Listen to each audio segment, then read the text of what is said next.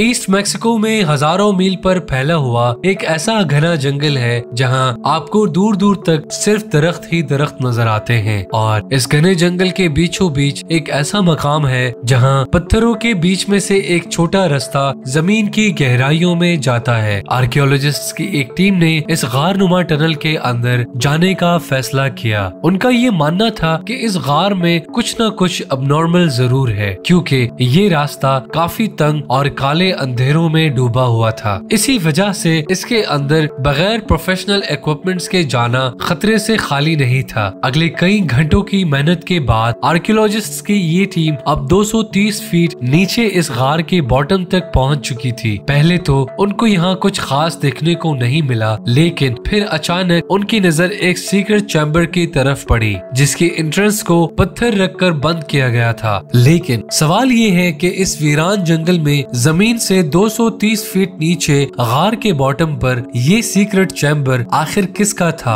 और इसको कब और क्यों बंद किया गया था। नाजरीन, मेक्सिको के ईस्ट में मौजूद ये घना जंगल तकरीबन 30 लाख स्क्वायर किलोमीटर पर फैला हुआ है। दरख्तों के इस समुद्र के साए तले मायन एम्पायर, जिसे माया सिविलाइजेशन भी कहा जाता है, इन मायंस की खोई हुई दुनिया के राज आज भी छुपे हुए हैं। पास्ट में हजारों साल तक ये पूरा जंगल माया सिविलाइजेशन की होल्ड में हुआ करता था, जहां उन्होंने अपने कई शहर आबाद कर रखे थे। इस सिविलाइजेशन के लोग काफी स्किल्ड माने जाते थे, क्योंकि उन्होंने एंशिएंट इजिप्शियंस की तरह अपने शहरों में पिरामिड्स भी बना रखे थे। और इसके साथ साथ ये लोग agriculture, pottery, hieroglyphic writing, calendar making, mathematics और आर्किटेक्चर आर्ट वर्क में भी हद से ज्यादा महारत रखते थे। एक्सपर्ट्स का मानना है कि इन एंशिएंट मायंस ने इस एरिया में तकरीबन 60 शहर बना रखे थे, जहां बड़े बड़े महलात, पिरामिड्स और टेम्पल्स बनाए गए थे। इनके हर शहर का अलग अलग बादशाह हुआ करता था, जिसको मायंस अपना खुदा मानते थे। इनमें से कुछ शहरों की कुछ इमारतें तो आज भी सही सलामत खड़ी हैं और इनको रोज सयाह सैकड़ों की तादाद में देखने आते हैं। लेकिन इस घने जंगल में जहाँ कोई प्रॉपर रोड नेटवर्क भी नहीं है, इसके अंदर हजारों साल पहले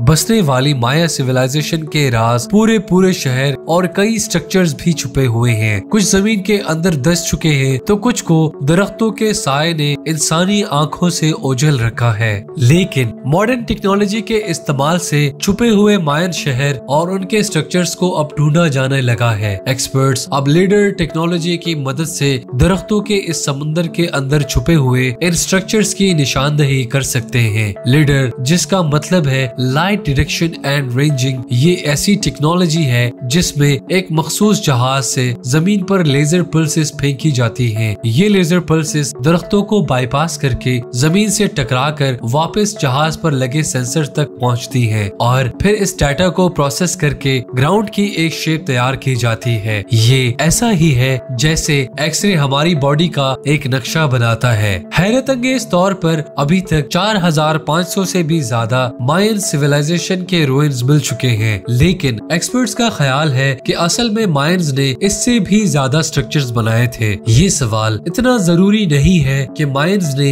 हजारों साल पहले कितने स्ट्रक्चर्स बनाए थे, बल्कि असल मिस्ट्री तो ये है कि इतनी ज्यादा पॉपुलेशन वाले पूरे के पूरे शहर छोड़कर मायंस आखिर गए कहाँ? क्या उनको जमीन निगल गई या आसमान उन पर फट पड़ा? इतने स्किलफुल होने के बावजूद भी वो कौन सी ऐसी चीज में कमजोर पड़ गए थे जो आज उनका इस जगह पर कोई नामो निशान भी नहीं है। लीडर टेक्नोलॉजी की मदद से आर्कियोलॉजिस्ट्स पहले ये मालूम करते हैं कि जंगल के किस पॉइंट पर मायन रूइन मौजूद है और फिर वहाँ फिजिकली जाकर साइट पर खुदाई करते हैं। गल्फ ऑफ मैक्सिको के करीब युकाटान रीजन के आर्कियोलॉजिस्ट को मायन के एक छोटे गाँव के रूइंस मिले। इस गाँव को क्यूविक कहा जाता है, जहाँ एक मकामी बादशाह ने 8वीं सदी में यानी आज से तकरीबन 1200 साल पहले 20,000 पत्थरों को काट कर 30 फीट ऊंचा एक पिरामिड बनाया था। एंशिएंट मायंस नॉर्मली अपने बादशाह को पिरामिड के अंदर एक रॉयल चैम्बर में दफन किया करते थे। इसी वजह से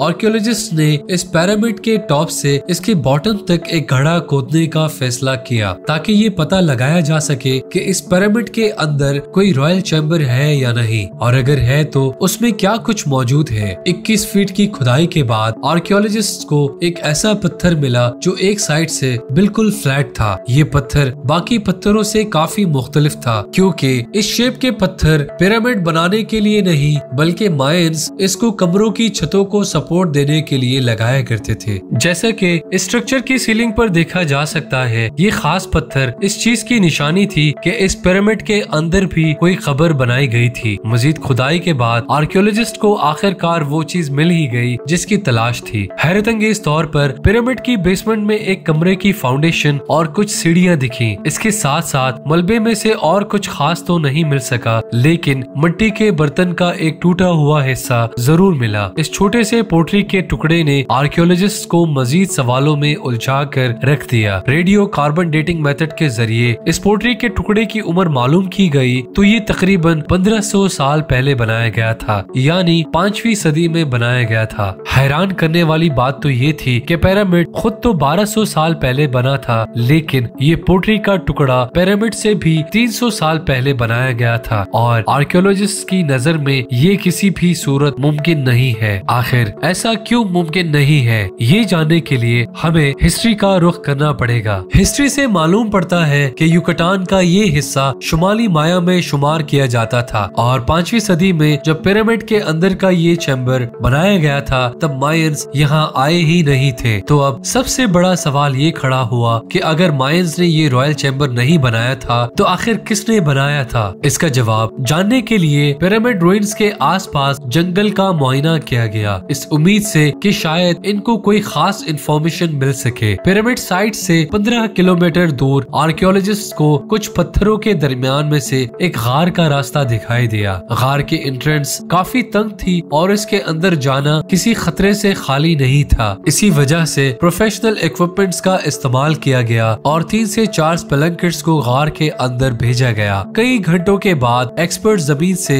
230 फीट अंदर गार के बॉटम पर पहुंच चुके थे, जहां हैरत अंगेज तौर पर उनको एक सीक्रेट चैम्बर का रास्ता दिखाई दिया और इस चैम्बर की एंट्रेंस को एक पत्थर रखकर बंद किया गया था। जब चैम्बर की एंट्रेंस को खोला गया तो अंदर वो कुछ देखने को मिला जो किसी के वहमो गुमान में भी नहीं था। जी हाँ, जमीन से 230 फीट नीचे गार के इस सीक्रेट चैम्बर में बहुत सारी इस्तेमाल शुदा फायर टॉर्चेस पड़ी देखी गयी, जिनको कदीम दौर में रोशनी के लिए जलाया जाता था। फायर टॉर्चेस के अलावा यहाँ बड़ी तादाद में मिट्टी के टूटे हुए पॉट्स भी मिले। ये पॉट्स के टुकड़े वैसे ही थे जैसे 15 किलोमीटर दूर पिरामिड के बेसमेंट से एक टुकड़ा मिला था। ऐसा मालूम होता था कि ये जगह किसी दौर में कोई इबादत गाह हुआ करती थी, जहाँ लोग अपनी कोई मन्नत मांगने के लिए आते थे और पॉट्स को तोड़कर अपनी मन्नत मांगा करते थे। इनमें से कुछ पॉट्स के पीसेस को जब दोबारा जोड़ने की कोशिश की गई तो हैरत अंगेज तौर पर एक और हकीकत खुलकर सामने आ गई। ये नोटिस किया गया कि पीसेस जोड़ने पर पूरा पॉट कभी भी पूरा नहीं होता था,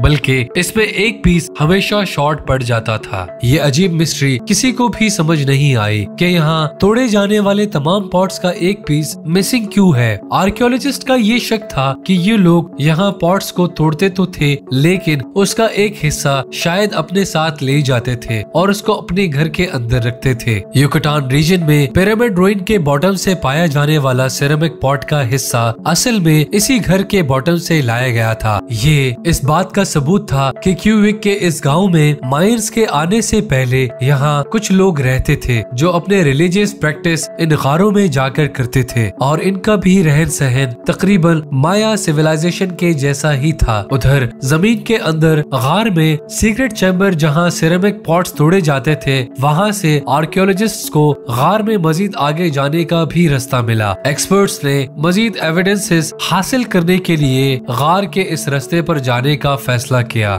थोड़ा ही आगे जाने के बाद एक्सपर्ट्स को एक और सीक्रेट चैम्बर मिला, जहां पत्थर की दीवारों पर कुछ ऐसे नक्शे बने थे जिनको देखकर दिमाग दंग रह जाता है। गार के इस डीपेस्ट पॉइंट पर पत्थर के ऊपर एक 3D जैगवार की पेंटिंग हुई हुई थी। न सिर्फ इतना ही बल्कि दीवारों पर एक और पेंटिंग में जैगवार को हिरन का शिकार करते हुए भी देखा गया। एक्सपर्ट्स जिन्होंने पहले भी दूसरी मायन गारों में पेंटिंग्स देख रखी थी, ऐसी पेंटिंग्स वो अपनी लाइफ में पहली बार देख रहे थे। इन पेंटिंग्स का जब डिटेल्ड एनालिसिस किया गया तो मालूम पड़ा कि ये पहली सदी यानी 100 BC में बनाई गई थी, यानी आज से करीब 2100 साल पहले। और जुनूब से मायंस के आने से 800 साल पहले ये पेंटिंग्स यहाँ बनाई गई थी। अब इस नए सबूत से एक बात तो साबित हो चुकी थी कि क्यूइक के इस गांव में जुनूब से मायंस के आने से पहले भी एक सिविलाइजेशन रहती थी और उनका रहन सहन और कल्चर लगभग मायन के जैसा ही था और यही रीजन था जिसकी वजह से एक्सपर्ट्स ने इनको अर्ली या फिर क्लासिक माया का नाम दिया। इतनी बड़ी पॉपुलेशन और हजारों स्ट्रक्चर्स बनाने वाले मायंस के साथ आखिर ऐसा क्या हुआ था जो वो अपना सब कुछ छोड़कर यहाँ से जाने पर मजबूर हो गए और फिर कभी भी लौटकर वापस नहीं आए? ये सवाल आज तक दुनिया के लिए एक मिस्ट्री बना हुआ है। दोस्तों, उम्मीद है इंफोटेनमेंट की ये वीडियो भी आपको पसंद आई होगी और आप हमारी ये वीडियो भी लाइक और शेयर करेंगे। आप लोगों के प्यार भरे कमेंट्स का बेहद शुक्रिया। मिलते हैं अपनी दूसरी इंफॉर्मेटिव वीडियो में।